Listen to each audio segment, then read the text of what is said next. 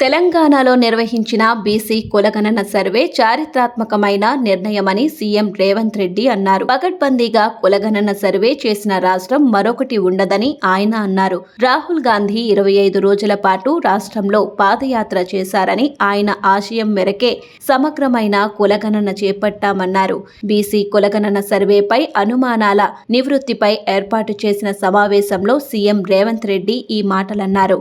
కులగణనలో ప్రభుత్వం యంత్రాంగాన్ని భాగస్వామ్యం చేస్తూ పూర్తి పారదర్శకంగా సర్వే చేపట్టామని, బీహార్, కర్ణాటక సహా వివిధ రాష్ట్రాల్లో అధ్యయనం చేసిన తరువాతే రాష్ట్రంలో కులగణన సర్వే సాగిందన్నారు. మొత్తం 8 పేజీలతో ఇంటి యజమాని ఇచ్చిన సమాచారాన్ని సేకరించామని, ఇందుకోసం 36,000 మంది డేటా ఆపరేటర్లను అదనంగా నియమించామని, ఎన్రోలర్ సమాచారం సేకరించిన వారే డేటా ఎంట్రీ చేశారు. సుమారు 1,12,00,000కు పైగా కుటుంబాలు కులగణన సర్వేలో పాల్గొన్నాయని తెలిపారు.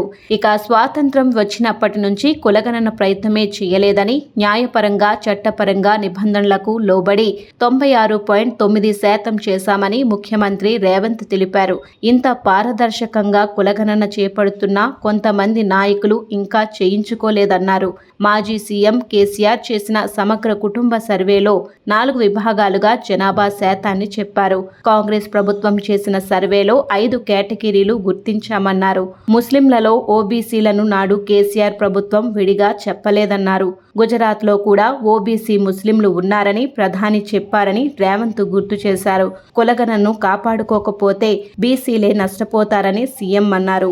బీసీ జనాభా ప్రకారం వారికి అవకాశాలు కల్పించేందుకు రాష్ట్ర ప్రభుత్వం సిద్ధంగా ఉందని ముఖ్యమంత్రి స్పష్టం చేశారు.